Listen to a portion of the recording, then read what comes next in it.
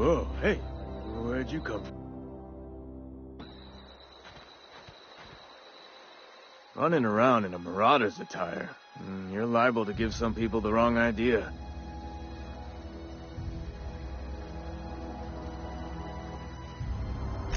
It's in poor taste.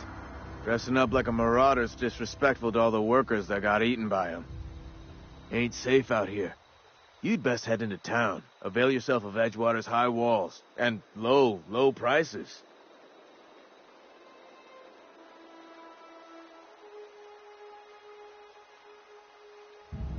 Pleased to make your acquaintanceship. I'd shake your hand, but I've been hauling corpses. You don't want none of that on you. Name's Silas. Junior in humor for the town of Edgewater. We're all part of the Spacer's Choice family.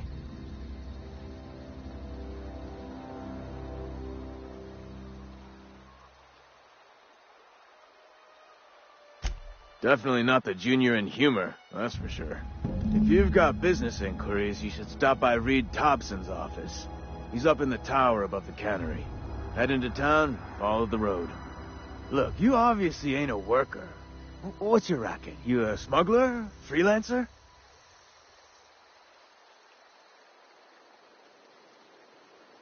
Edgewater is a company town, board-owned and operated. That includes the cemetery. None of us own our grave sites, we rent them from the company. Renting means money. Money means paperwork. Paperwork means signatures. Some of our families become a mite delinquent in paying their dues, you see?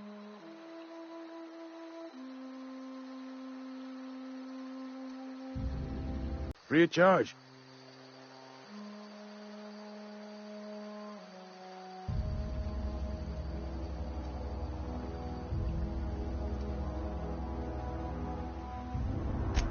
Four workers still haven't paid up. Phyllis, Conrad, Ludwig, and Martin Abernathy. He's a special case. You may want to twist his arm a little. He just is. Look, I don't want to get into it. Just make sure he pays up. Conrad's got a barbershop in town. Phyllis works at the cannery most hours. Abernathy... I ain't seen him in a few days.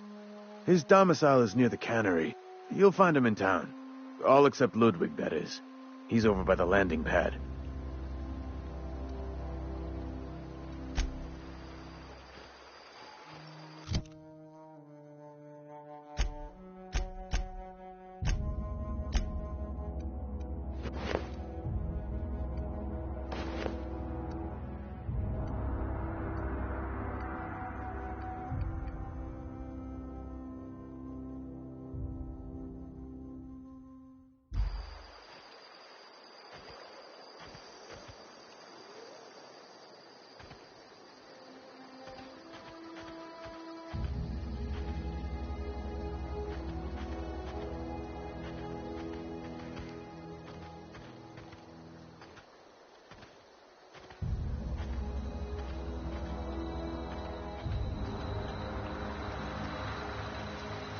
I could really go for some salt tuna.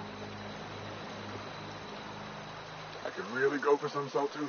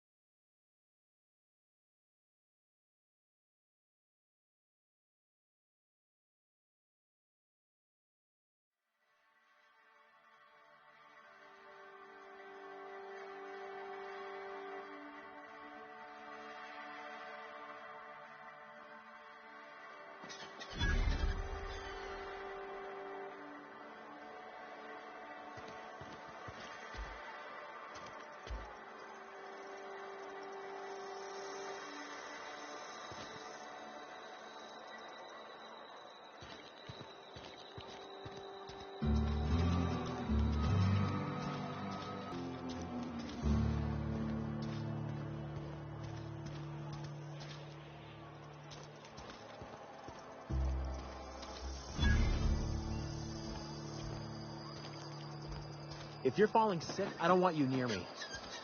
Don't worry. I wouldn't do that to you. Staying long? Hey.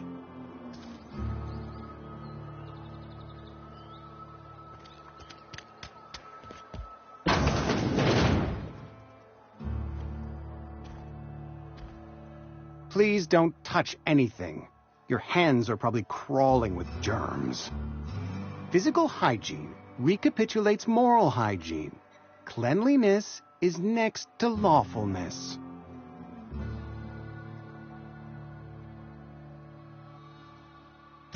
So everyone says, until someone forgets to cough into their elbow, and then we're all dying of plague. I'm Conrad. You will report to me if your hair fails to meet Spacer's Choice aesthetic standards. You will also report to me in the event of your death, whereupon I will clean and prepare your remains for interment.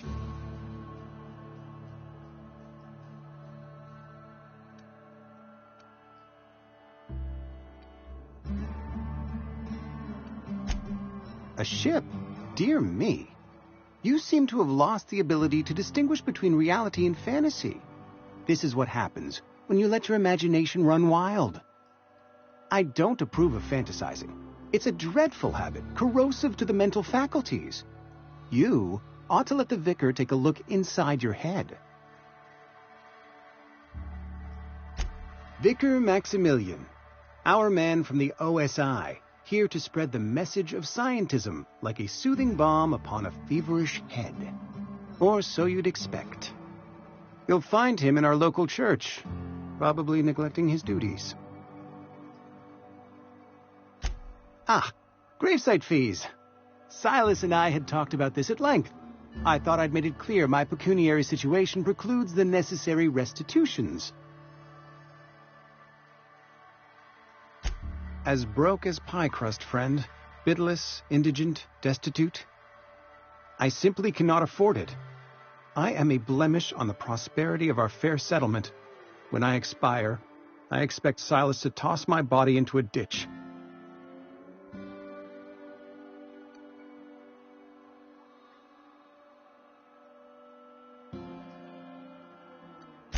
Thank you, no. I despise the cereals.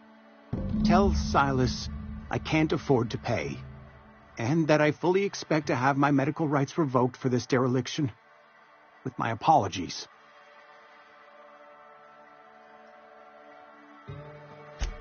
Some time ago, I fell ill with the plague.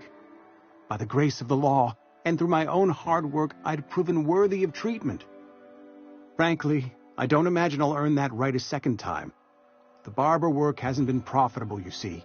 I've had to keep this old place running with my own savings.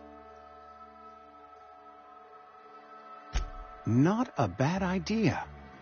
But I'd need some kind of collateral. My pair of lucky clippers. No, that won't do. Your idea intrigues me, but I'm afraid I don't have anything to give Silas. I'm open to suggestions.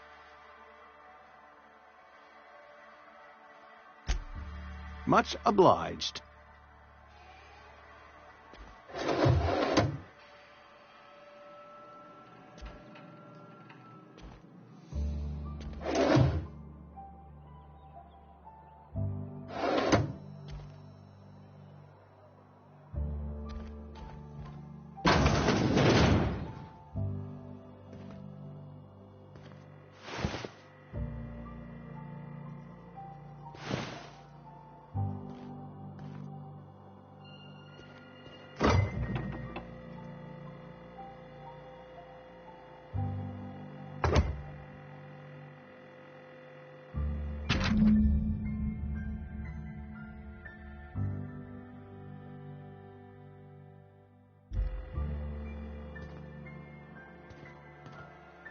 What can I do for you?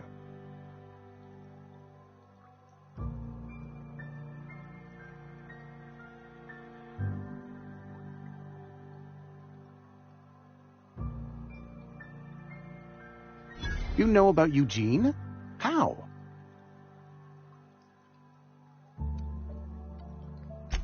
You were probably poking around my things. I really shouldn't leave my letters sitting out in the open. Eugene's golden teeth were a family heirloom, representing 3 generations of poor dental hygiene. He took them to his grave.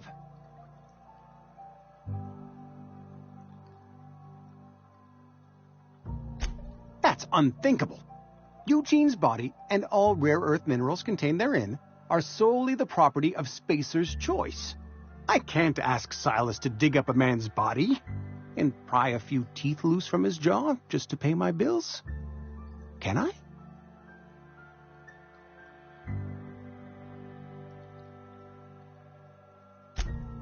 Yes, I suppose I must. Here you are.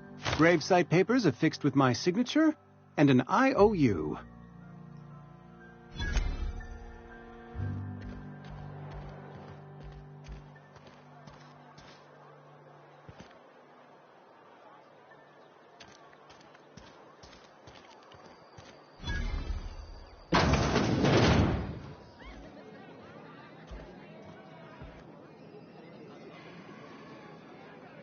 You read the latest report?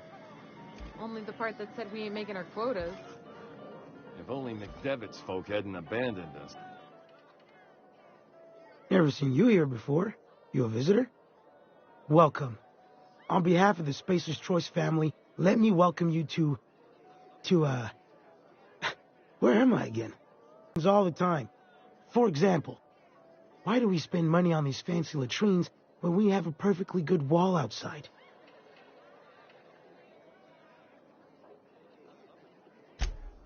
Oh, it's fine. I'm only on my 3rd bottle. I don't start heaving up my guts as long as I can count to 3. Company lets me imbibe as much zero-G brew as I can afford. Even gave me a discount on account of my injury. You jealous yet? Yep. Got my mitt stuck in a rotor wheel. Shredded my wrist up real good. Conrad went and sewed up my hand, but I couldn't do much about the pain. Boss was real generous to me, though. Got myself a 5% discount on zero-G brew. After the 2nd bottle, the only pain I feel is emotional.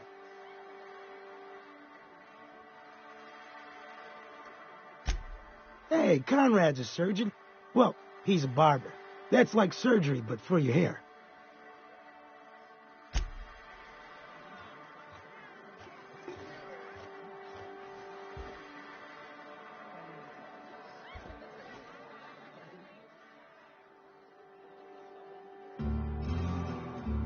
Know you. Amelia Kim, Spacer's Choice beverage dispenser. I don't know what you're about, but this here's a Spacer's Choice drinking establishment. We're all loyal, hard-working company folk here.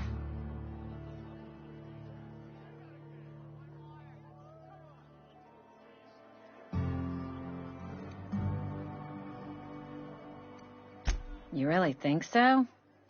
That's kind of you. I've been trying to keep the floors clean. You got no idea how long it takes to scrub the tiles. Guess I misreckoned you. Sorry about that. I didn't mean to be curt. We just got some problems lately. I can get you a drink if you'd like. Gotta ask you to enjoy your beverage within the premises, though. Can't risk you bringing a drink over to those deserters. You understand.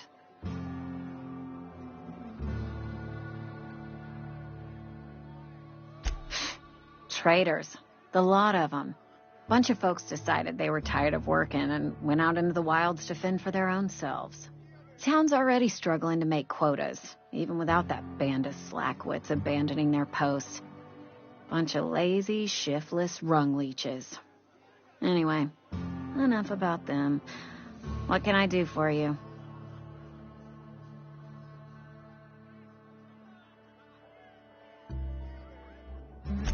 Do you now? And what makes you think Mr. Thompson wants to talk to you? He's a busy man. You want to talk to Mr. Thompson, try ignoring your duties. He'll summon you up to that great big tower atop the cannery, and you'll get yourself a proper dressing down.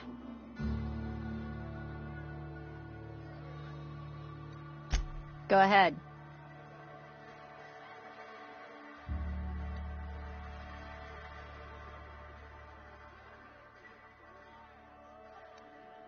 I don't see how that's any of your business.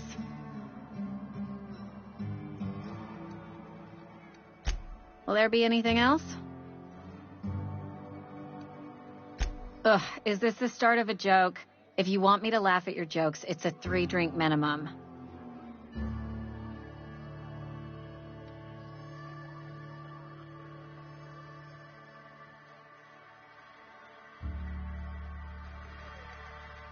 Coming right up.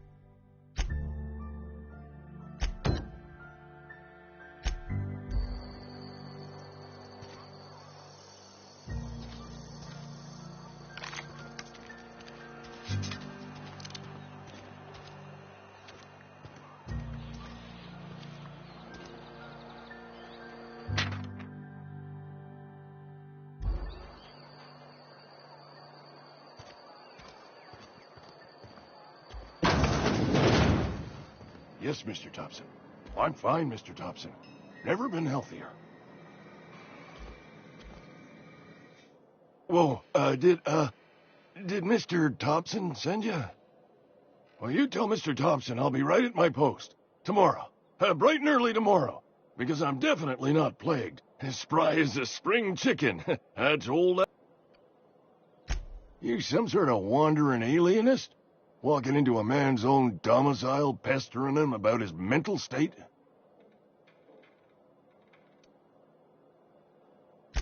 Silas knows, doesn't he? That's why he sent you. That's why he wants me to pay up. He knows. I'm dying. Not long for this world. The date of my expiration is fast approaching, and soon I shall be ushered through the great cannery in the skies. It's plague. Has to be. Silas knows. He knows I got one foot in my grave, and now he wants to charge me for the other one.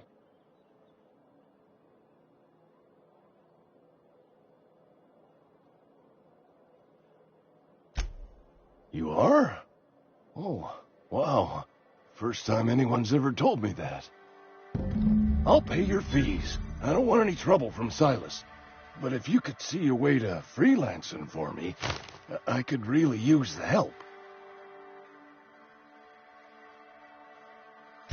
There's a cache of anthracillin tucked away in the old community center. Powerful stuff. Stronger than what we got, anyway. I need you to break in, nab that medicine, and bring it back to me. I'll do what I can.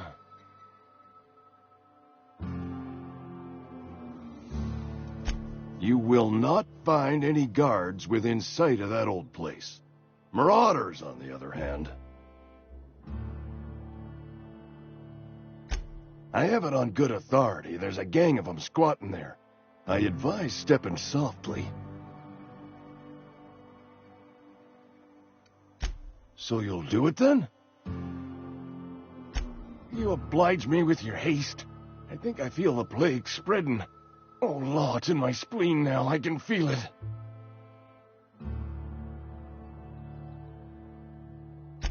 Just keep your head down when you're in there.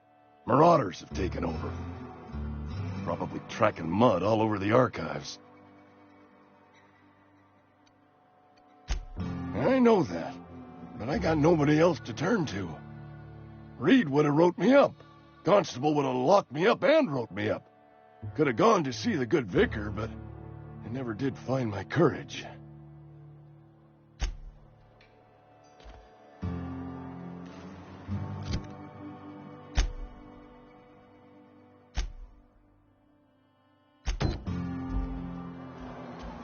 You're making a mistake working for Abernathy. Excuse me.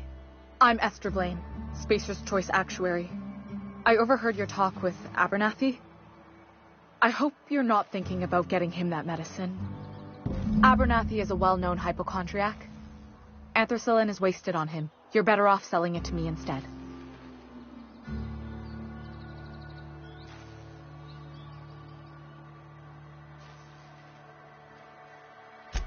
I probably shouldn't tell you. Don't want you implicated for what I'm trying to do. Alright, here's a summary. A lot of sick people in this town, and we don't have the medicine to treat them all. Can't reach out to corporate without crossing a river of red tape, so I'm reaching out to you.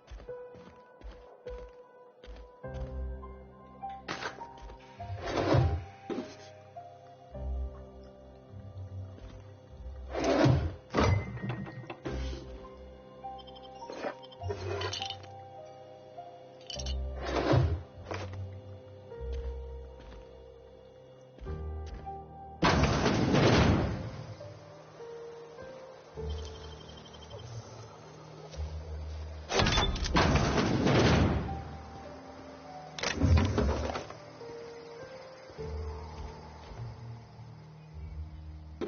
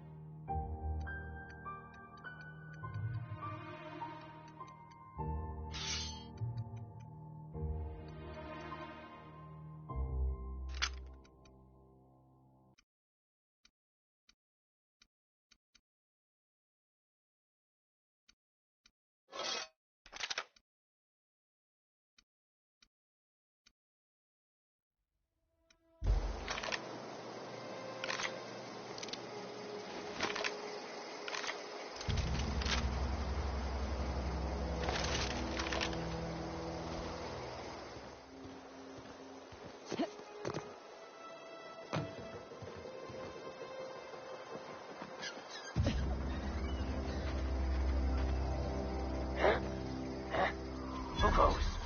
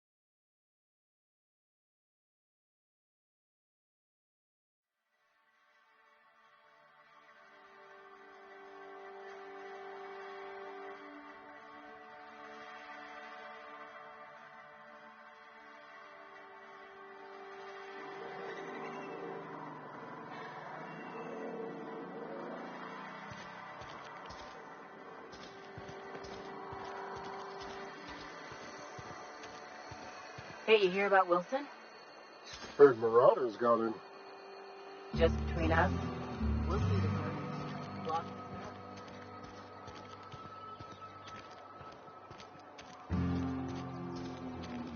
I've been feeling pretty low these days. At least you got your health.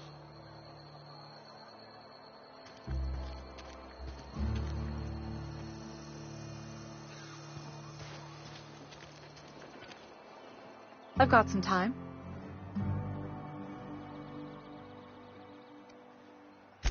Oh, I'm an actuary. That means I keep tabs on a worker's living expenses. How much it costs to feed, clothe, shelter, bury, and replace your average human worker. Technically, I'm employed by the Spacer's Choice Department of Human Resources. Thanks. I'll see to it that this medicine gets to the people who need it. Here, something for your trouble. Nothing personal, but I hope we never do business together again. Don't want to make a habit of consorting with smuggler types.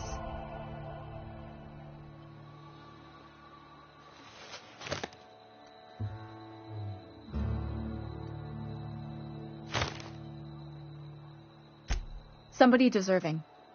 Silas on account of him being out in the cold. Amelia seeing how she's around people all the time. Anybody in the sick room?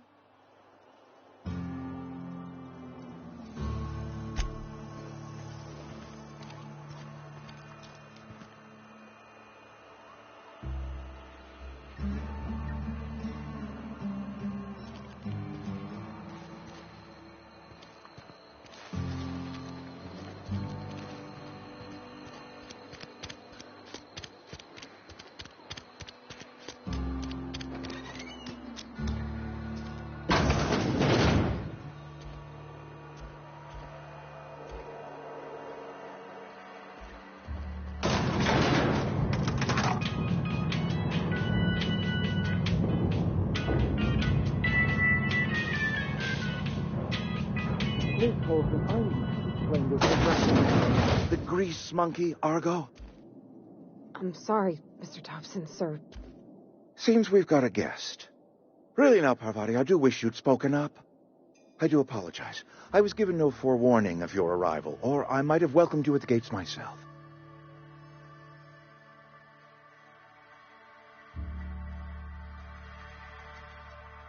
You were saying, Miss Holcomb. It's just what Bess needs is a proper refurbish. I can bandage her up and what all, but she's just old. Sorry, I'm sorry. I'll do better. And I do wish you'd stop referring to our cannery as Bess. Personification of company property is strictly contrary to the Spacer's Choice Code of Conduct.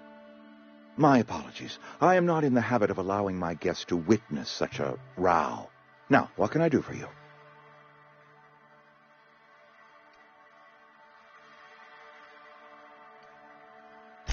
I'm Reed Thompson, Outpost Administrator. I cannot help but notice you are not in uniform.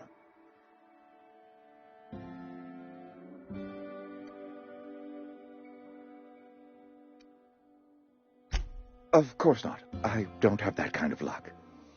Seems I allowed my excitement to run away with my wits. Been a few seasons since we've had a visitor pass through.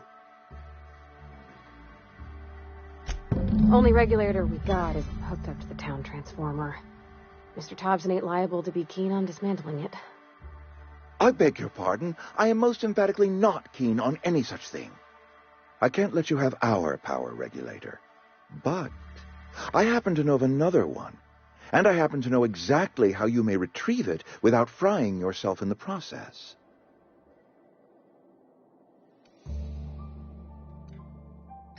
My proposition benefits the both of us.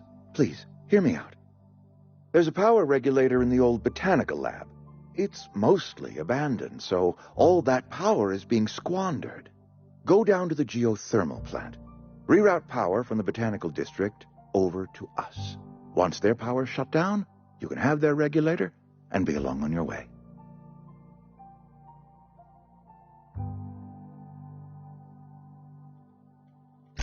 I was not entirely sure how to tell you this. The botanical labs are not legally inhabited, but there are people who live there.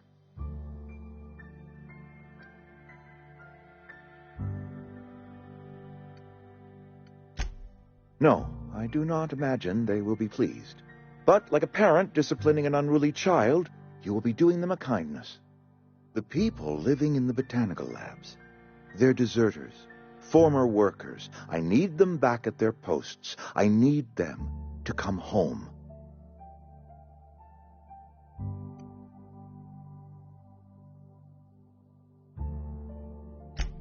Edgewater is struggling. We haven't hit our production quota in years. If we don't meet our quotas this year, the company might shut us down for good. I need those workers back at their stations.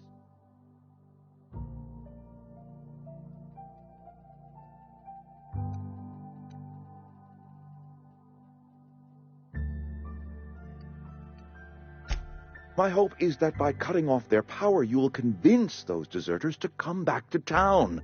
Before you go to the plant, I want you to stop by the botanical lab. Speak to their leader, Adelaide. Tell her the power's about to go, and that it's time her band of deserters came back to town.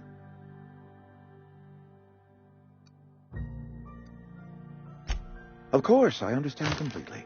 Here, let me give you the passcode to the geothermal plant. A sign of good faith for so politely listening to me as I ramble on. Are you setting off for the Vale? Because I know my way around. I mean, in case you want a guide. I mean, if that's all right with you, Mr. Thompson. Sir.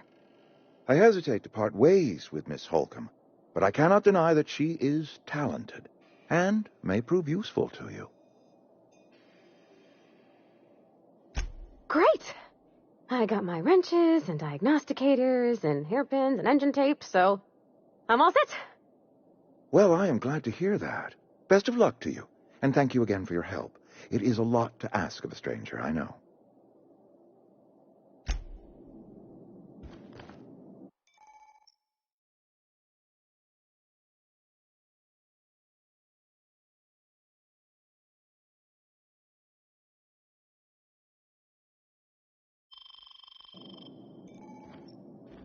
We better clear out of Mr. Thompson's office before we talk.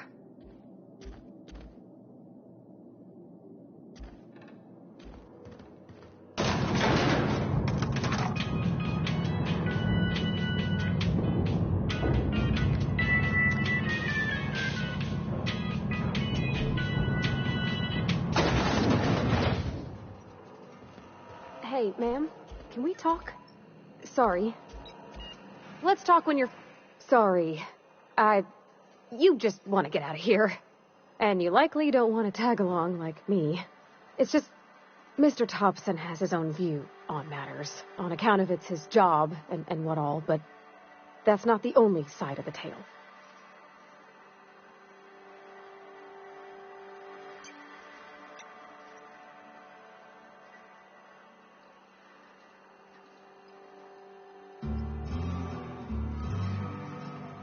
Oh, he ain't a liar. He believes every word he says. It's just, he doesn't always get where other folk are talking from. To Mr. Thompson, a person's a gear. It does its job quiet-like. If it squeaks or stutters, it gets replaced. The deserters are decent folk. I knew some of them before they left.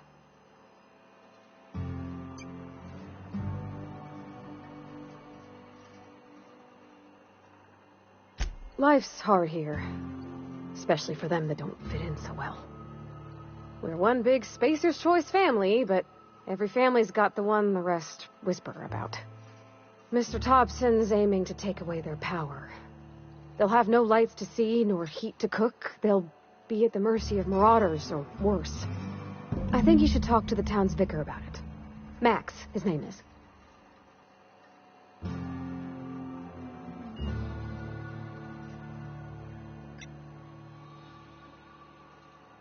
Thanks, ma'am. I just think when you gotta make a decision that'll hurt somebody, it's best to think on the right and wrong of it. That's what my dad used to say anyways.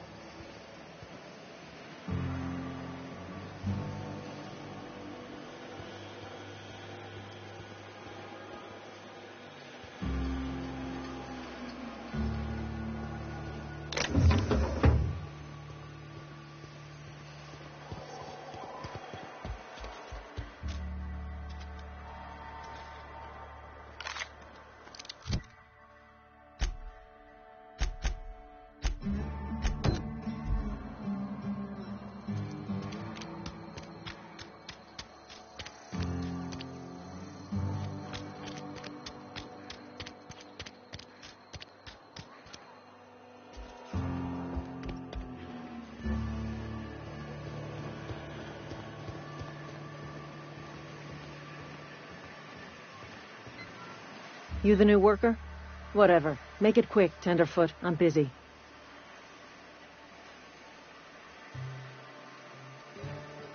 Foreman Granger, mind those words don't come out of your mouth unless preceded by yes or right away or thank you. Shit. Silas still on about that? Here, take the fees.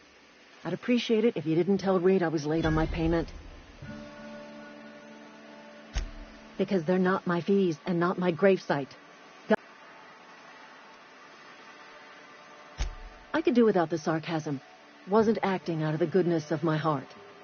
Law requires delinquent gravesite fees to be paid by the deceased party's closest living relative, which meant me. Shame, though. Eugene was a good worker. Woke up one morning and put a round through his upper story. Can't imagine why.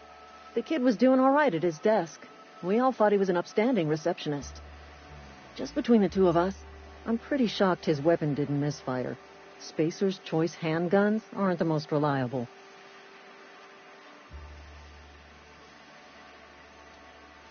Eugene wasn't family. Yeah, I was the closest living person relative to his body at time of death. I'm the one who found him, you see, so I pay the fines. Suicide's a crime. The legal term is irreparable damage to company property. What Eugene did to himself was vandalism.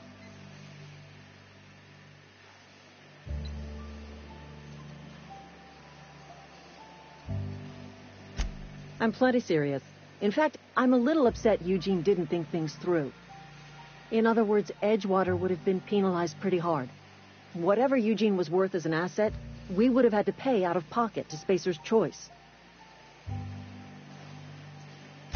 Well, excuse you. I'll have you know, Eugene was an asset to us all. May his atoms be commended to the law. All I know is Silas asked me for Eugene's gravesite fees, which means he was approved for burial, which means his papers went through, which means the town's in the clear. I'm just glad to put this whole ugly affair behind me. Eugene can rest his bones in peace, and the rest of us can get on with our own lives.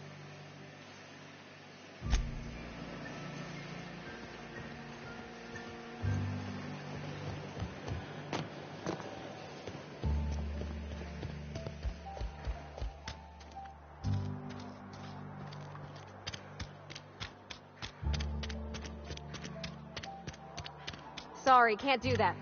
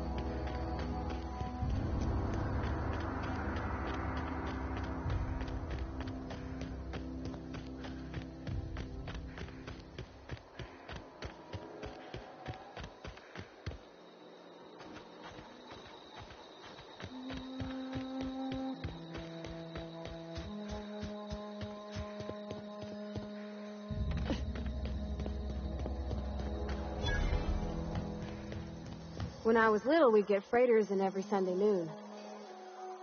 Thank the law. I've been requisitioning backup for months. Guess the boss finally came to his senses. You ever swung a truncheon?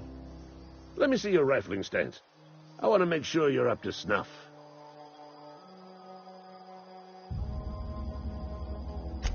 I told Silas I'd pay my dues if he agreed to join the resistance. Guess this means he's finally heard the calling. I'm talking about mechanical soldier. Cold, heartless automatons made of iron and lies. Just my luck. I ask for backup and the boss sends me one of them simple folk.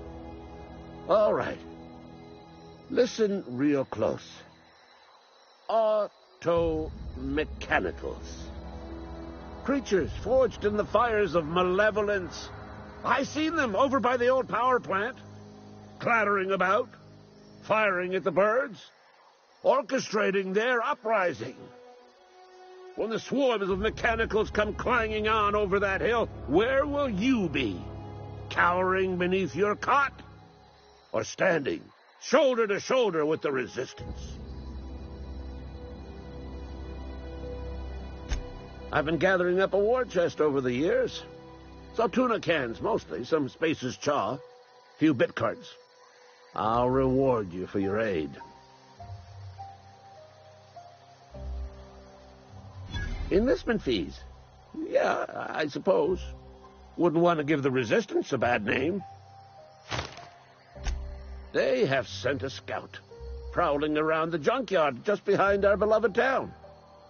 This scout must not be permitted to return to its base of operations. Cross it off, then report back.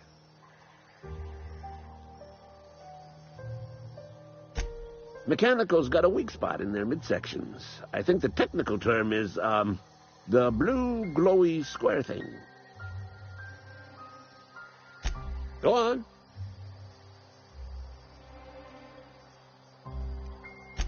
You ever seen the way a mechanical just stands there? Just looking at you, scanning you with its murderous oculars. Pray to the law that you never do. A mechanical never forgets the face of its enemy. First they will rob us of our jobs, and once they have taken away our livelihoods, they will take away our very lives.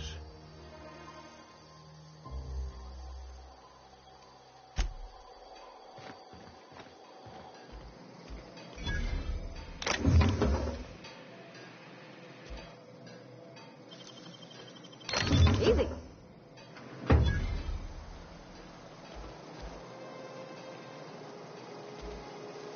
Yeah, huh?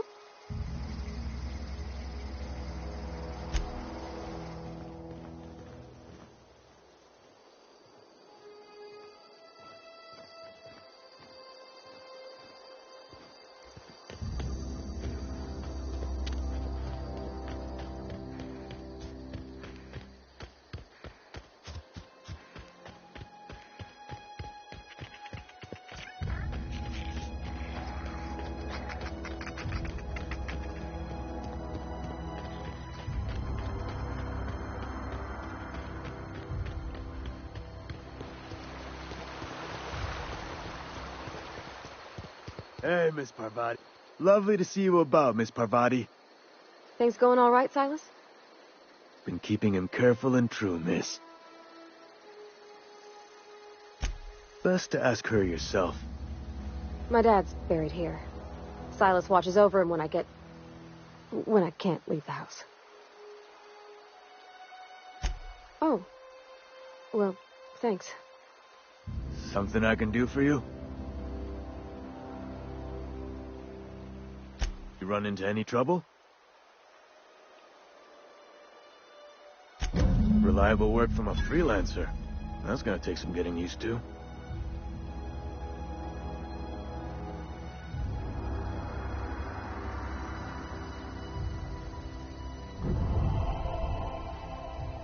Yeah?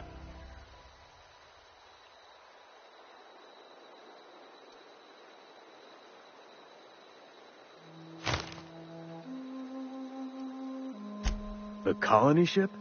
Are you talking about that old rumor? Some great big starship packed full of colonists what got lost in the aether never to be found again? Ain't heard that one since I was but a stripling. Can't say it was terribly convincing far as rumors go. There a reason you asking?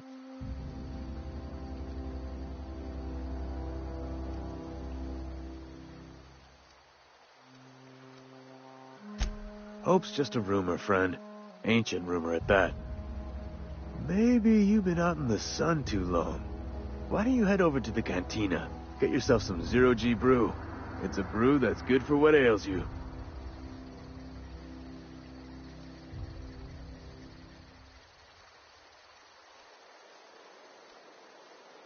Look, I don't know what's got you caterwauling about Hope this and Colony that, but you need to stop, or there's gonna be trouble.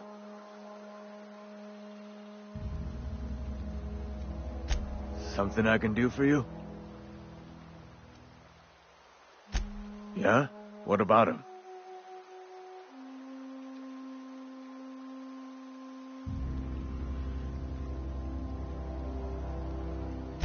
Well, yeah.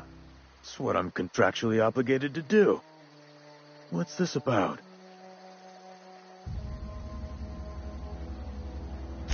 Yeah. Funny thing, Eugene's body ain't where it's supposed to be. The night we was supposed to commend his body to the earth, I had his grave all dug up and ready, right? And so I thought, I'll just rest my eyes a bit. When I woke up, his body was gone. Spirited away. Vanished. The footprints nearby suggested that Eugene was stolen by marauders.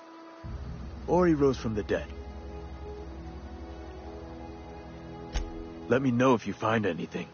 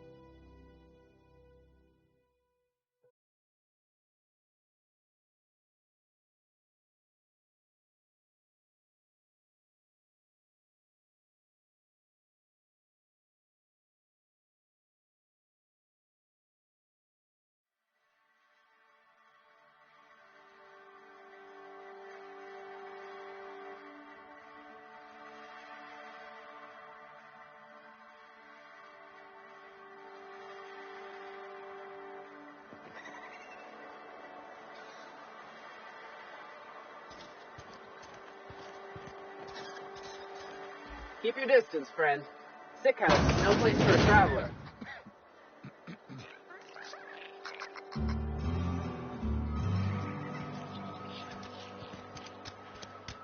If you're falling sick, I don't want you near me.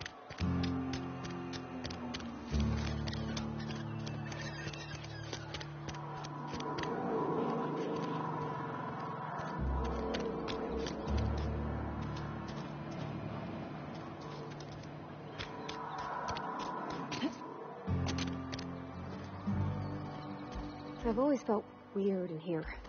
It's too clean. Yeah, huh?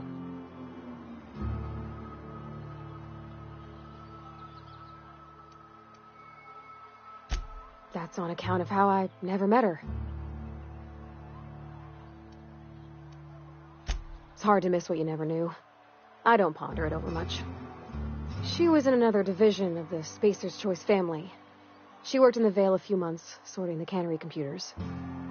Her contract said any kids she had, expected or not, belonged to her office from the time of conception. So when I was born, I got sent here.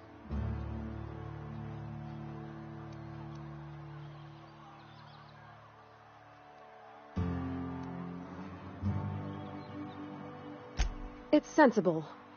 Dad just fixed machines. She did some kind of crazy math, high-level stuff.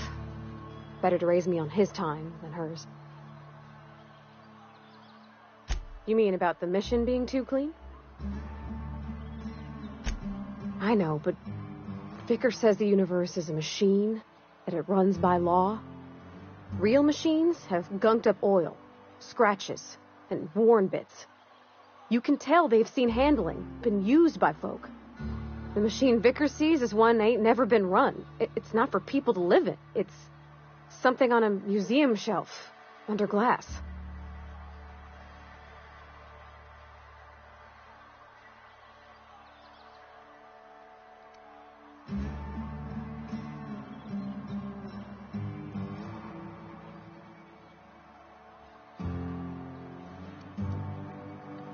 I think there's something higher and greater than us. But I don't feel it when I'm in the mission.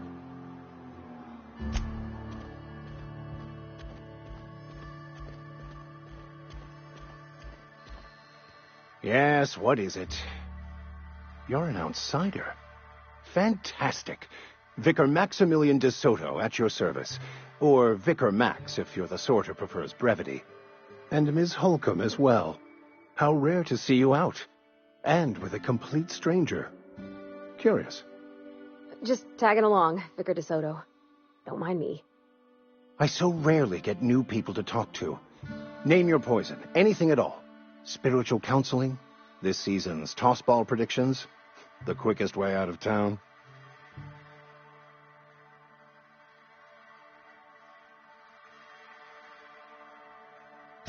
But what?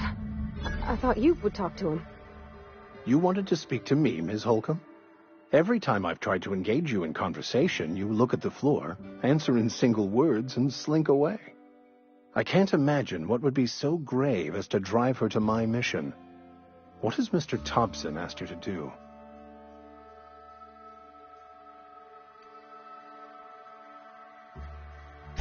Depriving them of safety from the marauders and wildlife. I can see why that troubles you. Miss Holcomb has a soft heart. Always has, if you believe the talk.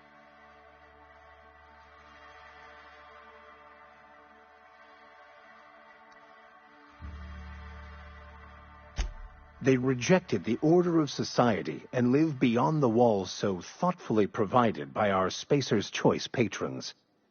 Does that strike you as a responsible life choice? Assuming your goal is to save as many as possible, then you should bring everyone together. Send the power to Edgewater and convince the deserters to return to the fold.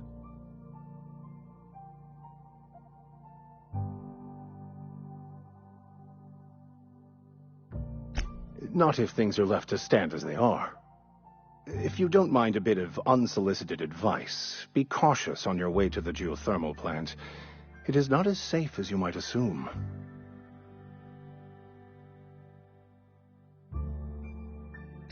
One of the reasons I transferred here was to fulfill my duty in hunting down banned heretical texts. I happen to know such a book is, as we speak, tainting a collector's library in Emerald Vale. However, the collector's residence lies outside the town's walls. My retrieval efforts have been thwarted by marauders who have overrun the property. Should you fare better than me, I'd pay a handsome sum for the book.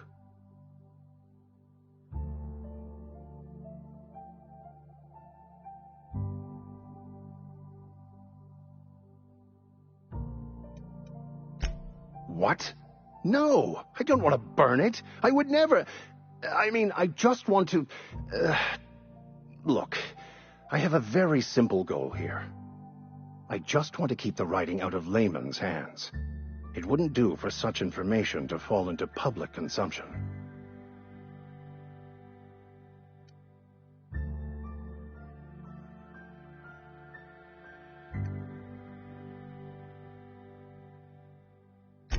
It's a handwritten journal, a faded blue cover with the name M. Bakonu handwritten in the lower corner.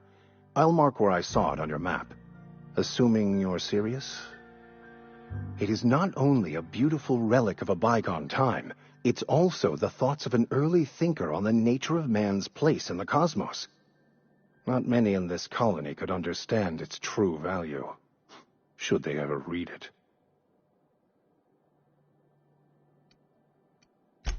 Thank you. If you retrieve it, you can always find me here.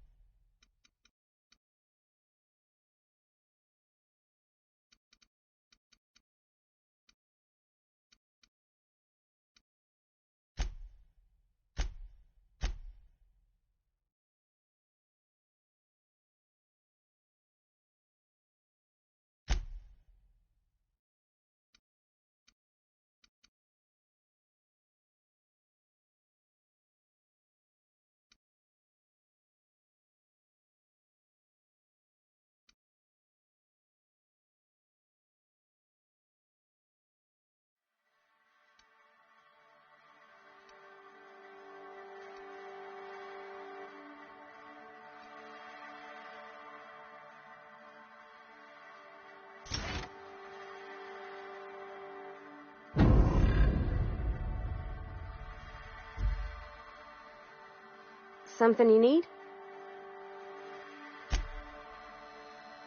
Any progress on that matter we discussed? Please.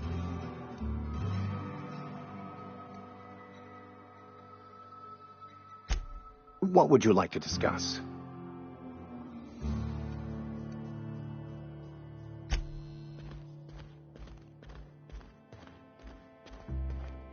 Hey there, Mary. Don't see you round here too often. Oh, I just came to talk to the vicar is all. None of us are above confessionals. What have you got to confess? You ain't thinking of deserting, are you? What?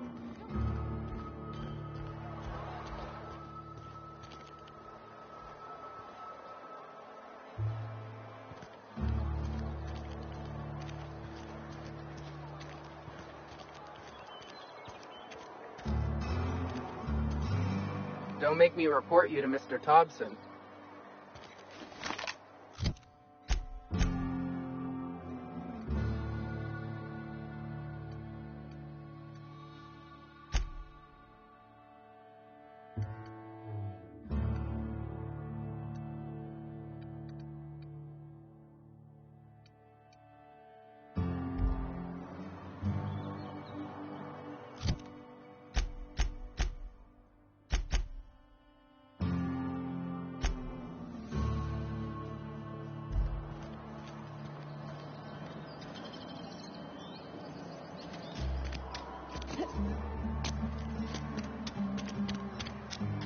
Sorry, I'll just be a minute.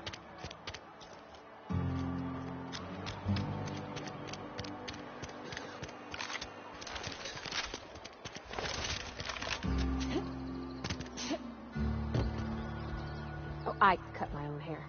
But Conrad sells real good disinfectant. What can I do for you?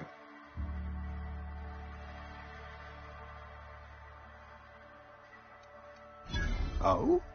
Am I in the company of a fellow doctor?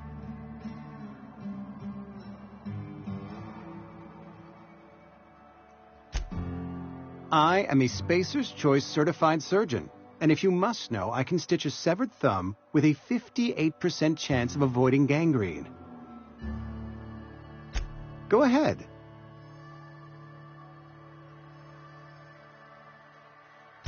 Eugene was not a suicide. He put a bullet in his brain, yes, but that's largely a technicality. I was the one who prepared Eugene's body for interment. I discovered symptoms of the plague on his corpse, and I discovered medicine in his pocket. Lots of medicine. Eugene overdosed on adrenatime, which is known to cause psychosis and paranoia as possible side effects. The paranoia drove him to take his own life.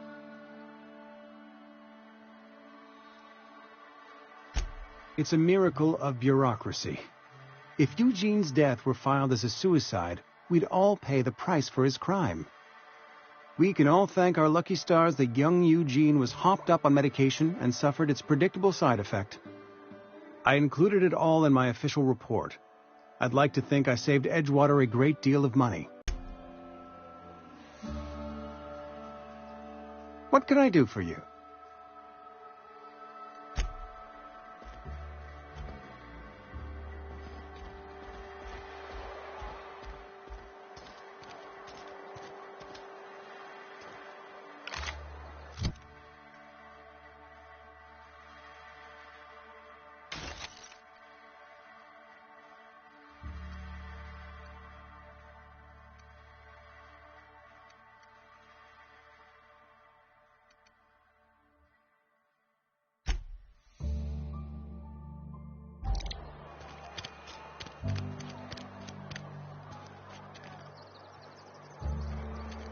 Wish we had some better rations.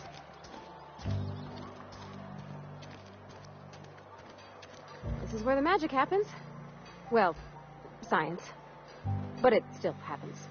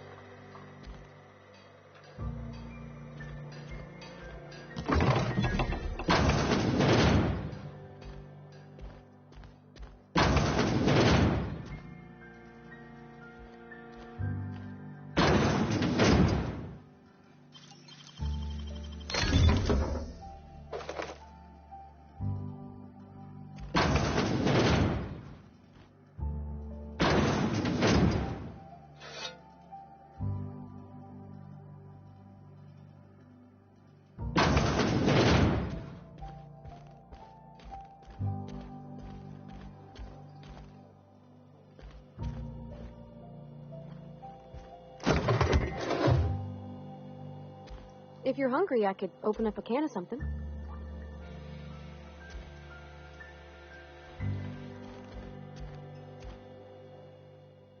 Yeah, huh?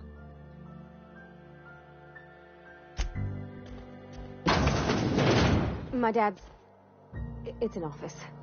Just my office.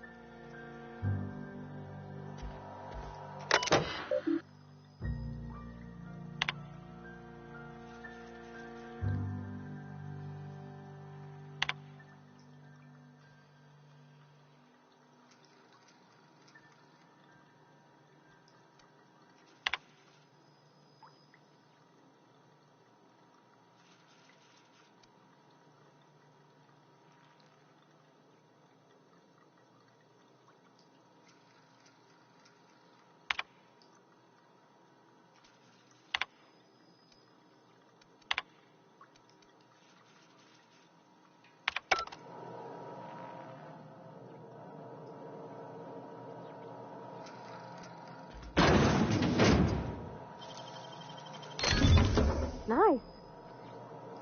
Hey, that's... I mean, if you need it.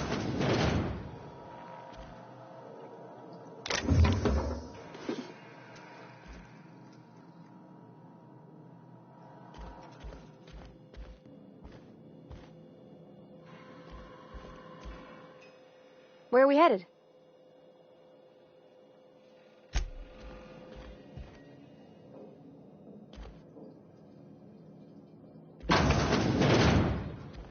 Oh, you like flowers? I can't find many kinds around here.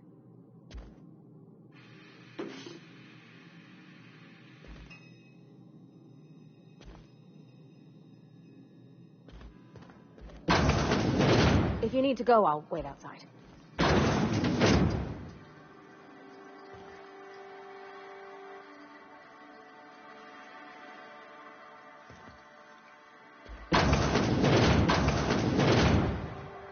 Coming out here. People on the street stare.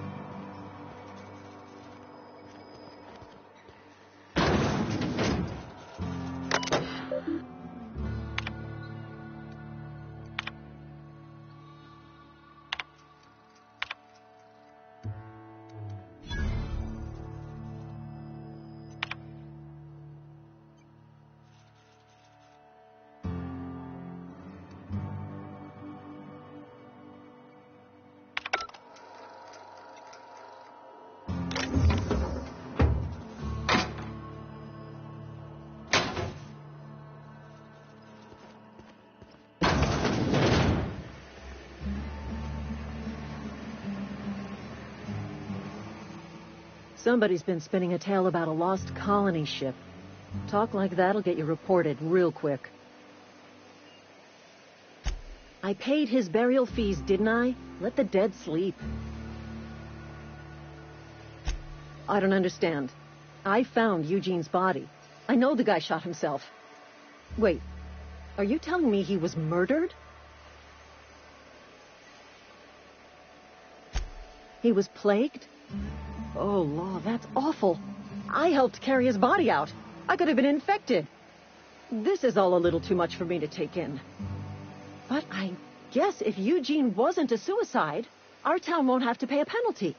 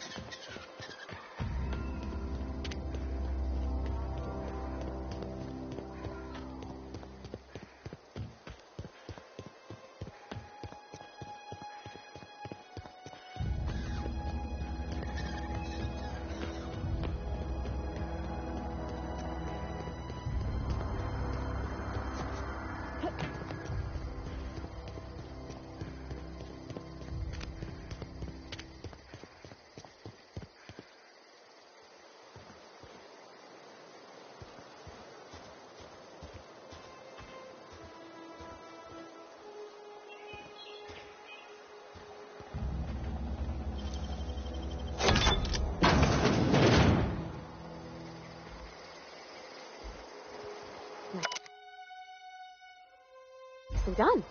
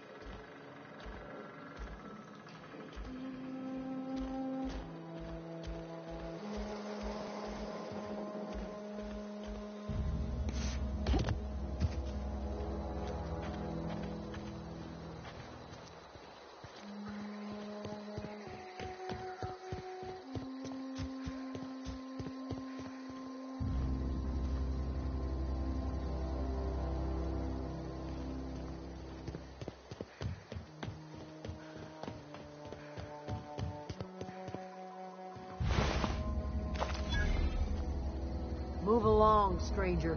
We don't want any trouble.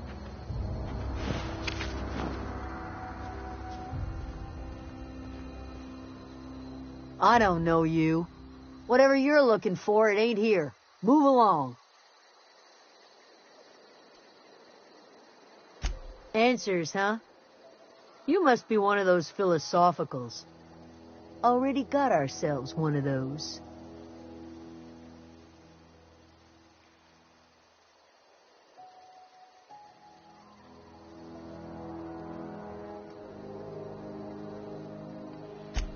Aegea what? Look, plants ain't my purview. You're better off asking after Adelaide. If you're gonna start wandering around my camp, know that I got my sights on you.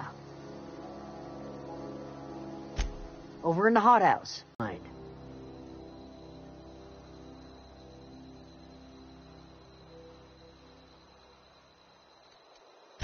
You don't know what enough with the questions means? No, I'm sorry. That was unworthy of me. Lady named Zoe went missing some nights ago. Just up and vanished without a trace. Now I'm pacing around wondering if marauders got to her.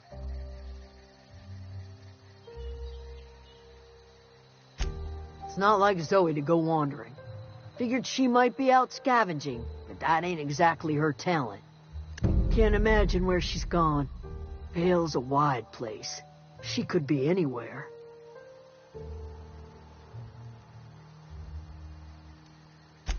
Appreciate it. Honest. I'll tell you what I can.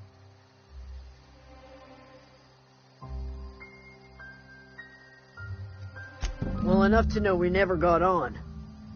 Zoe and Stefan were close. If anybody knows the workings of her mind, he does.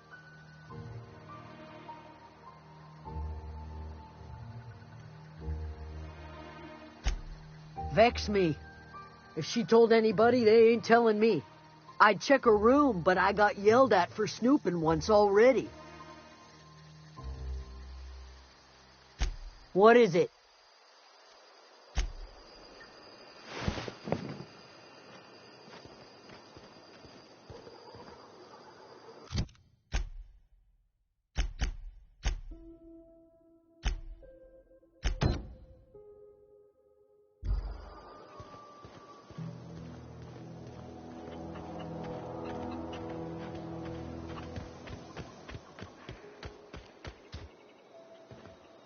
You hungry? We got canid ribs, canid flank, canid snout, too. Something I can help you with?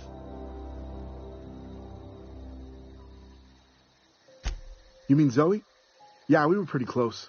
Not like her to go loping off.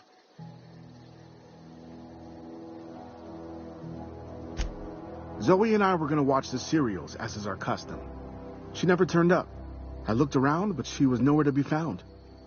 You sound like some type of corporate fixer asking all these questions. Zoe was always obsessed with this serial. Masked Marketeer. A scion of Byzantium turns to banditry and teaches his marauder companions the wisdom of free market economics. Shame she up and vanished when she did. I had a surprise lined up for her. The other day, I got my hands on a genuine copy of the latest Masked Marketeer. I was going to surprise Zoe with it, but she was gone the next day. Can't say I recall Zoe ever acting strange. Well, except for her habit of writing things down on scraps of paper. She called it journaling, but I think it's just plain odd.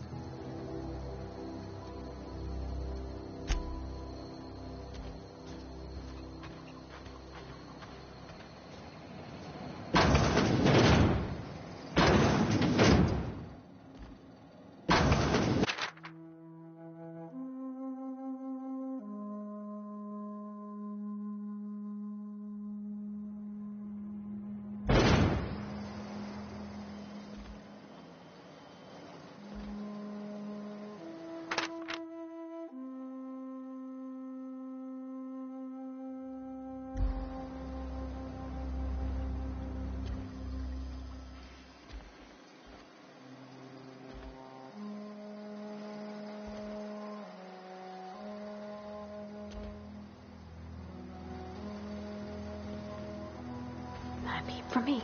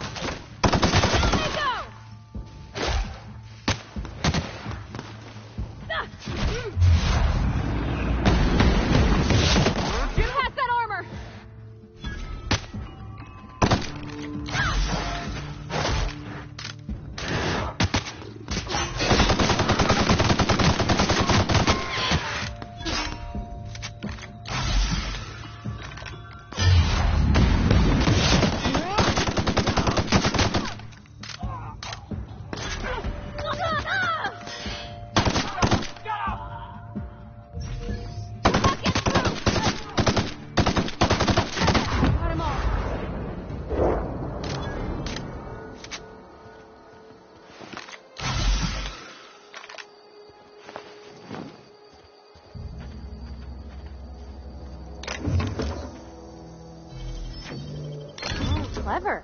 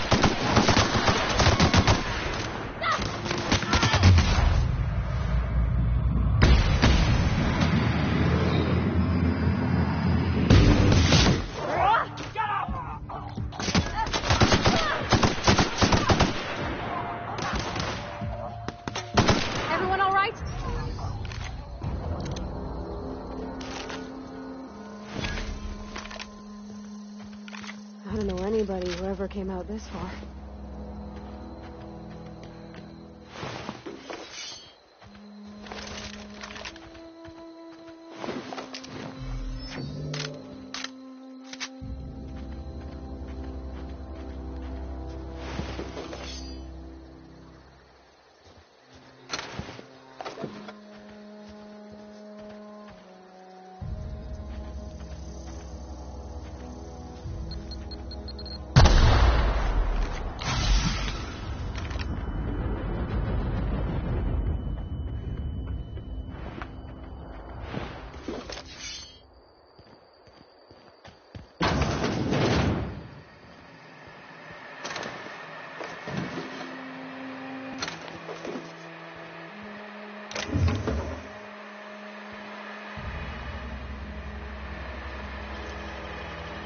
Easy.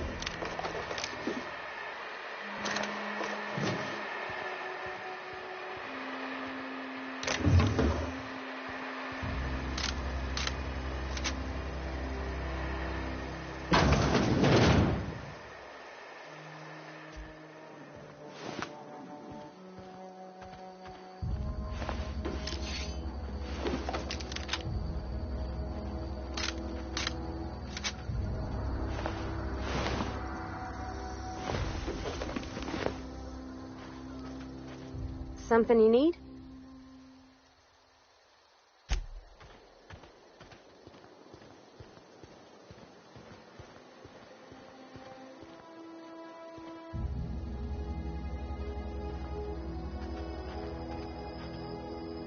Wow, you crossed them all off, like some sort of heroic accountant running down a list. Teach me your ways.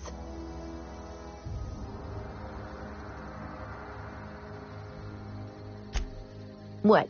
You mean Adelaide's little congregation of nature-loving nobodies? I could not possibly be less interested in them. You, on the other hand, you were a sight to behold. If I had half your skills, I'd be the greatest outlaw the coast has ever seen.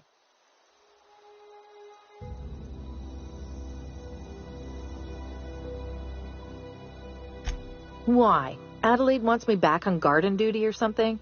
Thanks, but I'm not going anywhere. This is where I belong.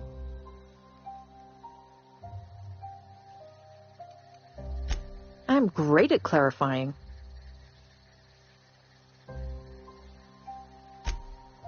No. I insinuated myself into their company, see? And they didn't seem to mind one whit. I may have bartered them a few boxes of Adrena time, but I'm sure that's got nothing to do with it. I don't know. The vital processes that constitute the miracle of life are mysterious and unknowable. Oh, you mean around these guys? The Marauders wouldn't hurt me. They love me. I'm practically their queen. Yeah, it must be my natural charisma. I got kicked out of Edgewater on account of falling sick with plague and stealing some medicine to treat myself. I'd heard some outlaws set up camp in the botanical labs. I decided to throw in with them, seeing as I always wanted to be an outlaw myself. Instead, what do I find? But a bunch of former workers camped out around a greenhouse. I couldn't just go back to the cannery, so all the time in Halcyon.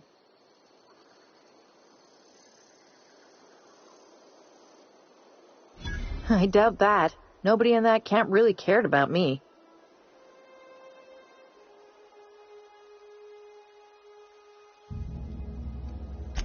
Wait, you're telling me he's got a copy of the Mass Marketeer? Why didn't you say so? I'll take my stuff and head on back, I suppose. Grace is going to be glaring knives at me, so I've got that to look forward to.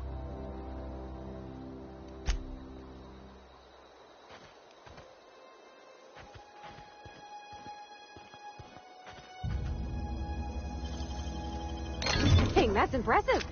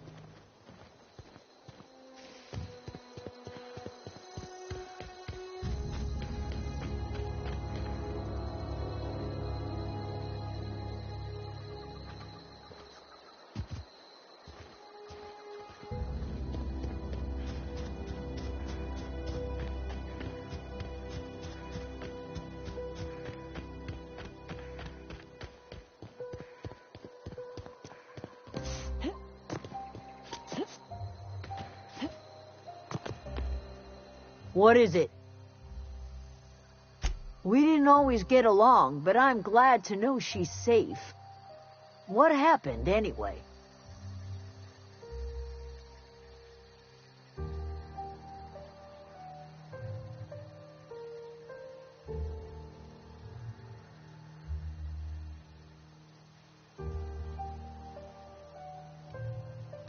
You pretty much did my job for me. Least I could do is pay you for your trouble. Let me know if I can do something for you.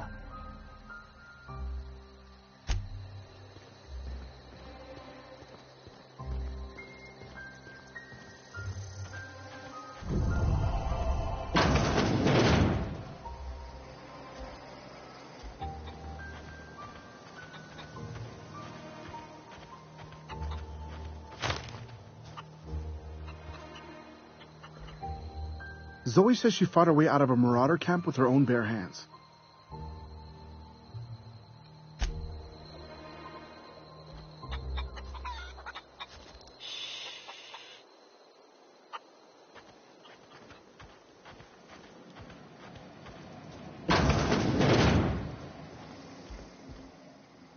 Home is where the heart is.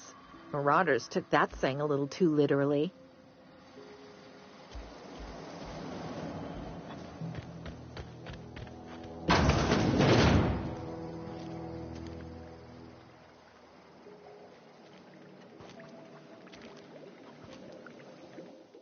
If you're hungry, there's meat turning on the spit outside.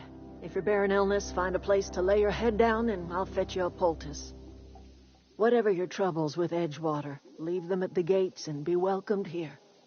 Any questions, dear? I have been called that, among other things. Green Thumb, grandmother, the strange old lady who keeps flowers. But yes, Adelaide will do just fine. Excuse me, Miss McDevitt? Sorry, it's just... You got such pretty trees in here. Why, thank you. You're Robert's girl, aren't you? I remember when you were but a sprout. Thomas speaks of you often. Are you staying long? You should try some of my tobaccorn tea. I brew it in an old spittoon, but it's been cleaned.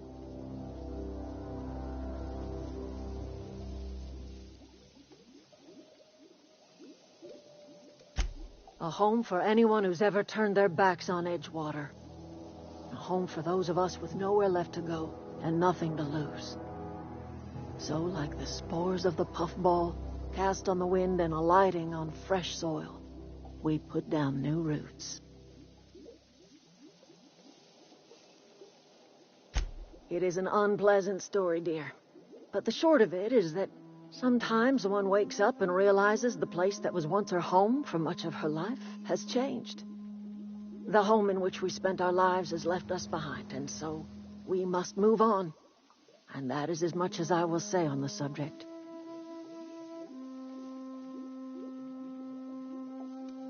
No, dear. The garden belongs to us all. Life is the gift of the universe, and the universe yields its bounty equally, absent of prejudice.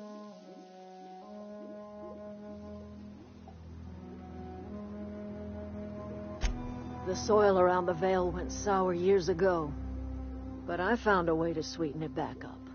The secret recipe is a little bit of elbow grease, a dash of love, and a heaping pile of special fertilizer. Reed Thompson, you here on behalf of that cold-eyed reptile? Let's hear it. What's Reed's idea of peace, then?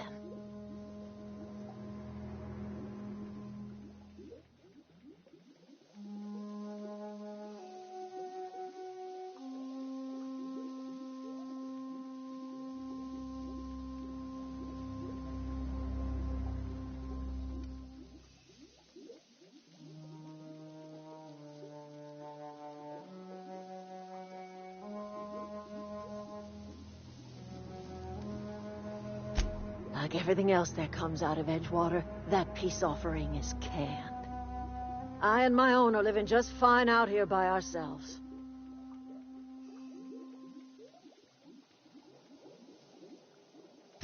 He would do such a thing. The question is, why would you agree to his plans?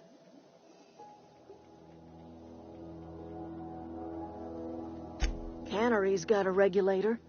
You want ship parts, you ought to rip him out of the cannery's guts and leave us be. If you're going down to the plant, you should divert power away from Edgewater and toward our end of the grid. Think about it. You'd be liberating an entire town from a lifetime of service to that odious cannery. Seems the sort of thing a hero would do.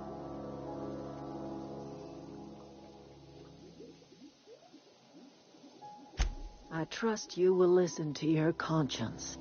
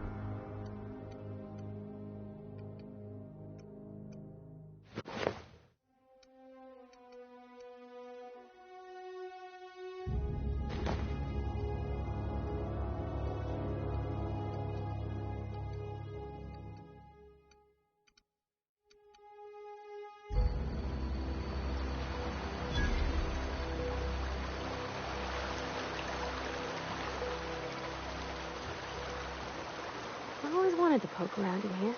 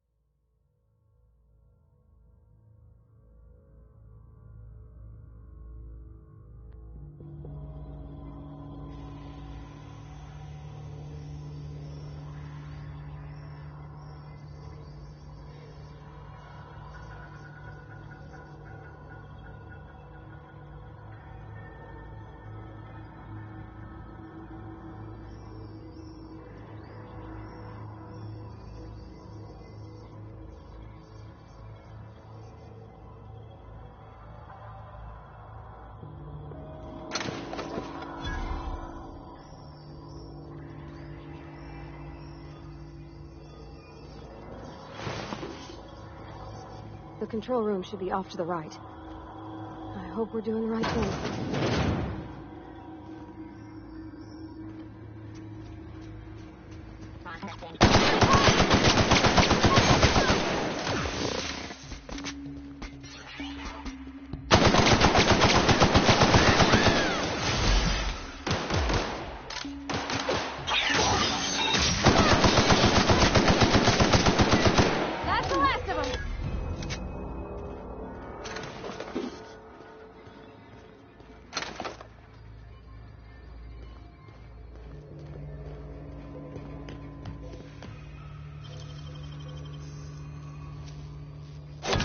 You got that?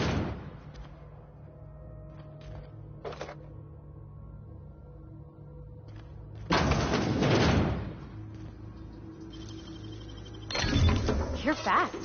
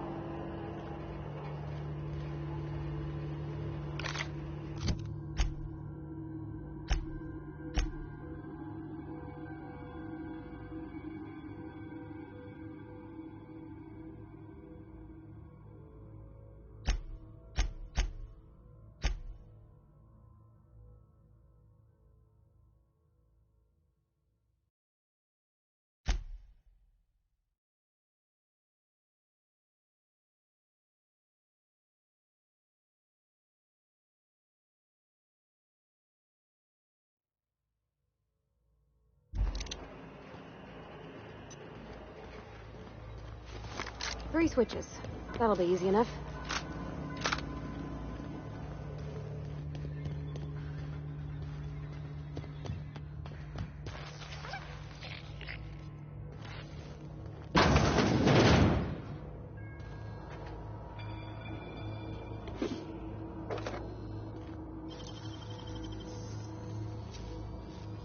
I wish I could do that.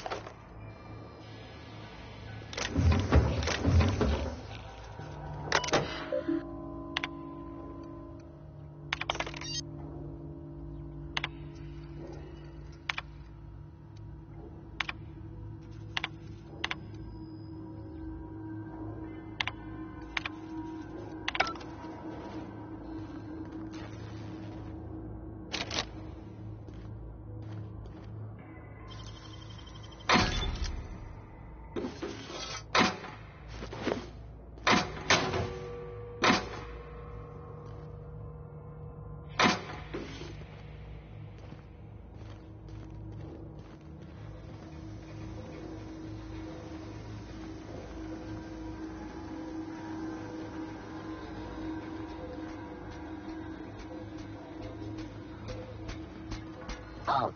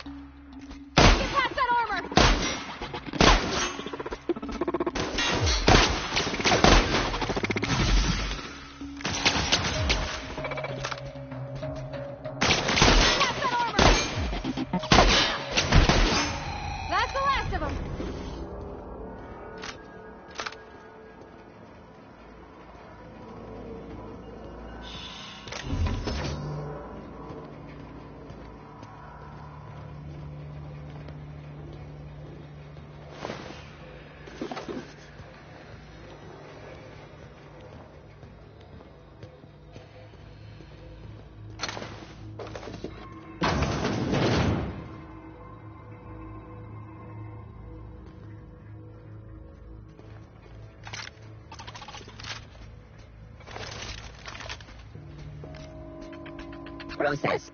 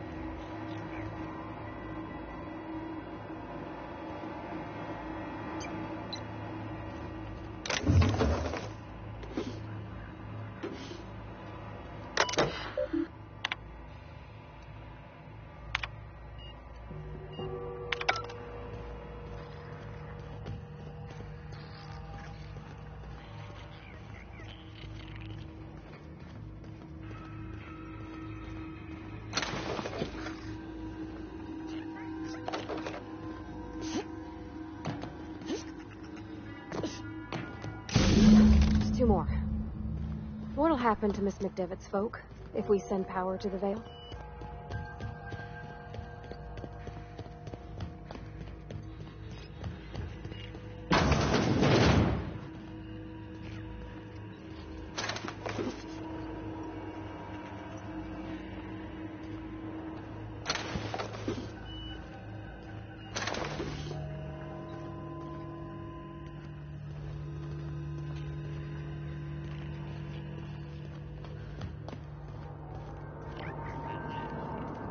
Not real. You're not real.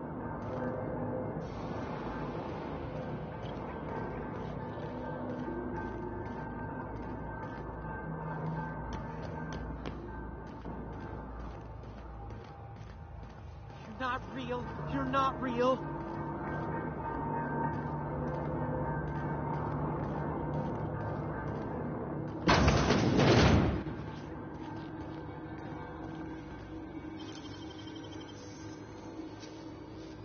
Great work.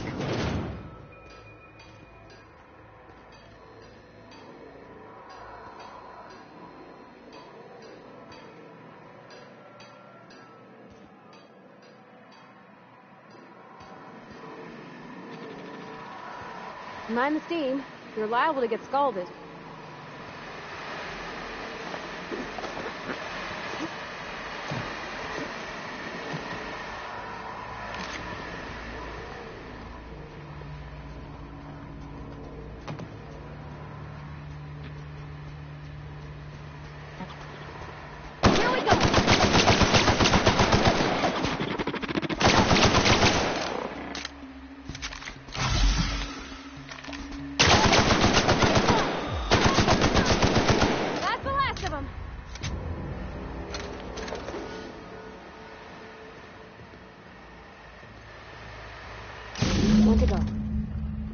If we send the power to Miss McDevitt, what happens to the Vale? Security patrol. Incoming!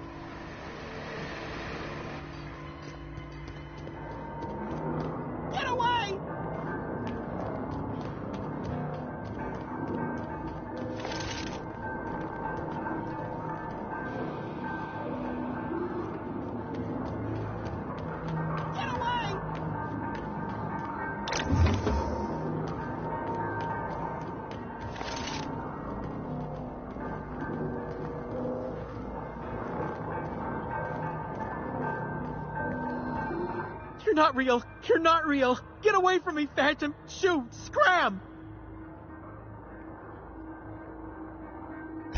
You can talk? The Phantom's never talked before. I knew I shouldn't have eaten that sprat raw. See, Higgins? This is why you must always boil your sprats before ingesting.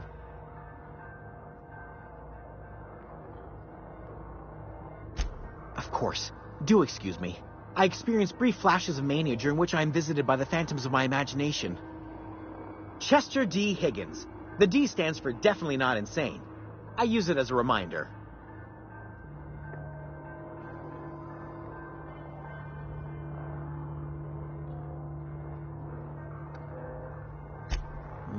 Hard to say.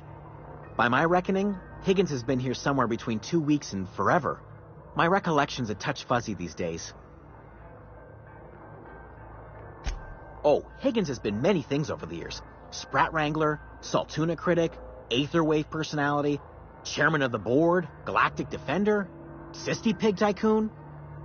I've come a long way for someone who started off as a simple engineer right here in this plant.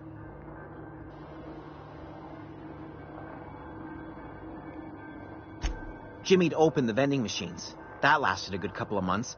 Eventually, I had to resort to more unconventional means of filling my insides. Mechanicals lost their bolts. Opened fire on anything that moved. It was pandemonium.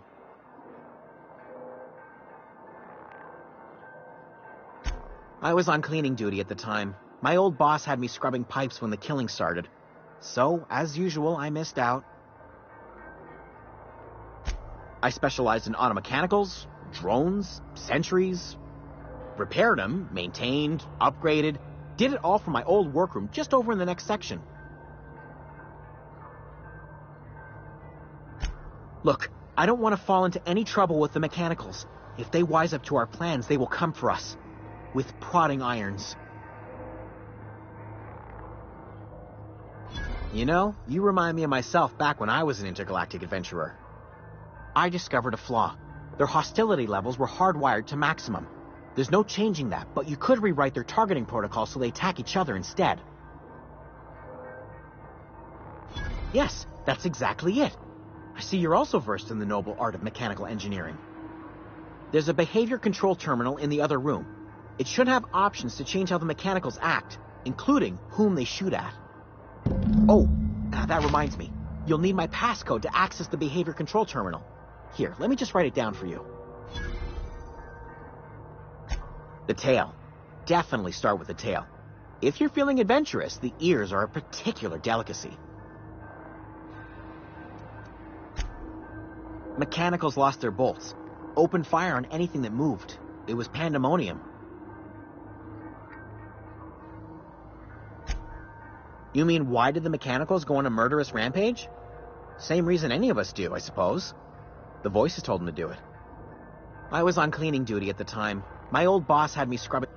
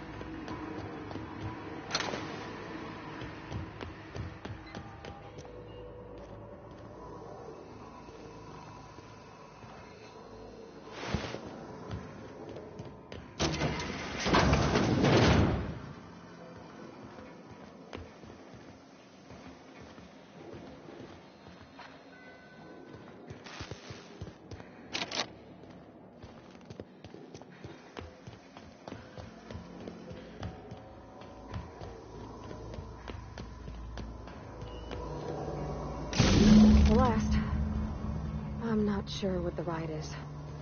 Alls I know is the decision's final.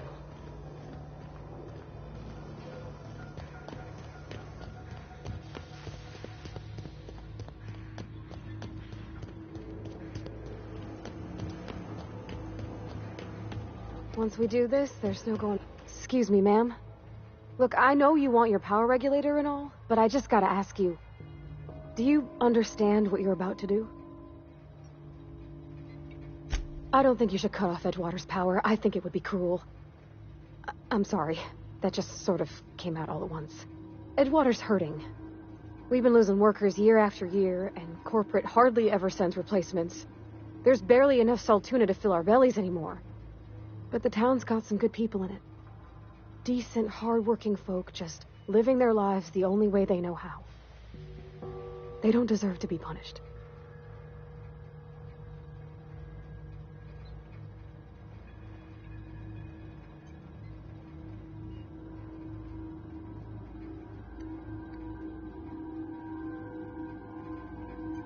Miss McDevitt's built something beautiful. Somehow she's talked the ground into giving life again. It's plain to see she's made the Vale a better place. Fed the hungry, tended the sick. Gave a home to those that had none. But Miss McDevitt delights in Edgewater's suffering. She wants to hurt the town. Do you really want to be party to that kind of hatred? Well, that sure sounds like Mr. Thompson. If he was standing here, I imagine he'd remind us of how we're all one big, happy Spacer's Choice family. In Mr. Thompson's eyes, those deserters are still part of the Spacer's Choice family. The family must work together in order to survive. I hate to say it, but I think Mr. Thompson's got a point. Unless those deserters come back, Edgewater's as good as dead. Cutting off their power might be the only way. Sorry, I didn't mean to babble on like that. I felt like I had to say something.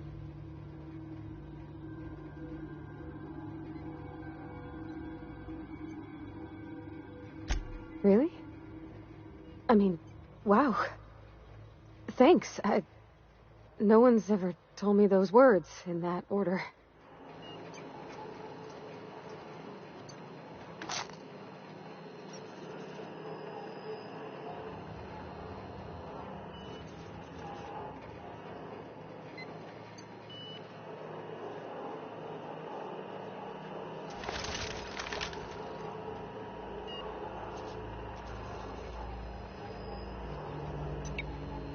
Yeah, huh?